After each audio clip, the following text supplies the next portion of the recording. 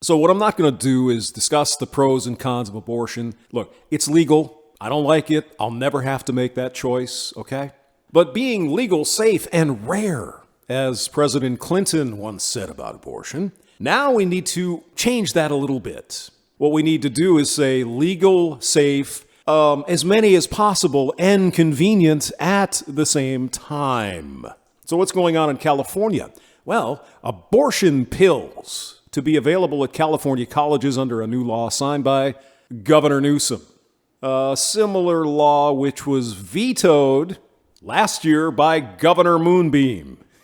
And in his logic, he's almost sounding like a normie. The average distance to an abortion clinic for people on college campuses is 5 miles.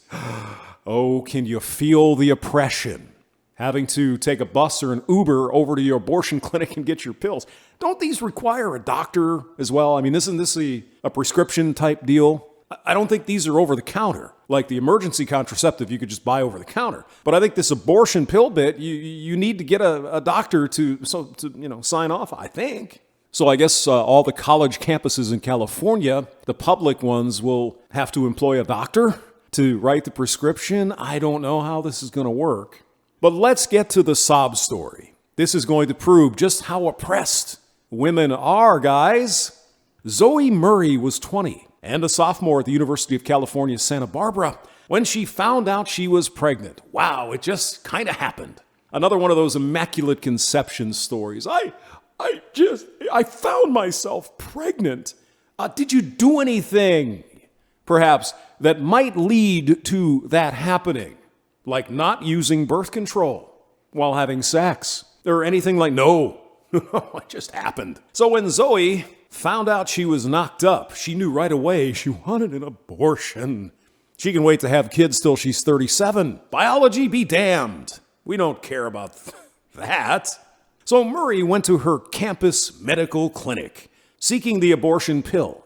Did she go there to seek birth control? Would be another side question, maybe. When she went there, she was referred to a provider in downtown Santa Barbara, 11 miles away, and a 45-minute bus ride. Oh, this is why we need feminism, because it's inconvenient.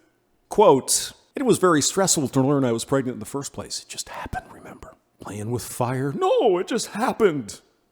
I felt that would be the most comfortable method for me to go to my student health center and receive this medication and go home and have an abortion in the comfort of my own space." Do you sense how cavalier this woman's attitude is toward killing a thing? I'm going to go Netflix and chill, drink a box of wine, and have an abortion. My God. So her experience of oppression led her to lobby for a law that Governor Newsom signed on Friday morning, requiring California public universities to provide medication abortion through campus clinics by 2023. Governor Newsom, why do you insist upon oppressing women in your state? Why are you making women who need a medical abortion on campus, making them wait for 3 more years, dude? Can't you see you're part of the patriarchy? Newsom, in a written statement, contrasted the goals of the new state law with a spate of abortion restrictions recently adopted by more conservative states. Governor Newsom, what does Alabama have to do with California? How do you mesh those together? Oh, that's right, you're spewing nonsense. As other states and the federal government go backward, restricting reproductive freedom, in California we are moving forward. I would bet, Governor Newsom, there's already a law on the books in California that if Roe versus Wade is overturned, which it will be eventually, abortion will still be legal in California. Maybe not in Alabama, but you're still going to be able to get your baby sucked out of you, suck the life right out of these women in California. I'll guarantee it. If it's not been passed, there will be an emergency session of the legislature to pass such a thing if Roe is overturned. So State Senator Connie Leva first crafted this legislation 3 years ago with stories like poor Zoe's oppression in mind. The requirement will ensure students like Murray and an estimated 500 public university women per month, by the way, from having to miss class or skip work to leave campus in search of the medication. Oh my God. I am tired of women being shamed for having an abortion. No one knows anyone else's story, and no one has the right to tell someone what they can and can't do with their bodies unless you're a man. Then we have the draft and forced fatherhood under the law. For men, that's kind of telling them what to do with their body. Oh, no. That's what they don't mean that. They mean women's reproductive health care. It's only fair because men have no say in the matter. So I'm not sure how that would be considered unfair to women, since it's unfair to men. But let's go on. They have to miss work. They have to miss class. Okay, it's a 45-minute bus ride to the clinic for poor Zoe here. 45 there, 45 there. It was 90 minutes in the bus.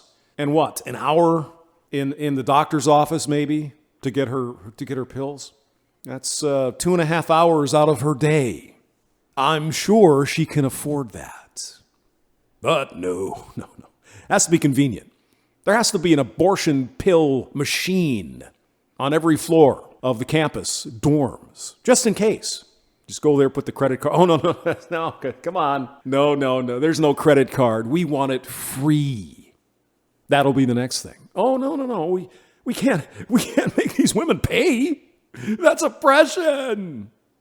By the way, somewhere in this article it says an abortion is $600-700. One could get about 5 years worth of birth control pills for that same amount of money. And enough condoms to go get randy with Chad, Tyrone, and do monkey double backflips all night long. No. That would be futuring. Feminists are not good at that. Fuck the consequences, because there are none. I'm going to do what the hell I want. If I get knocked up, I'll just go to the campus door, the campus dispensary, and get some abortion pills. Because it should be convenient. Even some of the State Department of Finance in California, they opposed the measure, citing a lack of resources.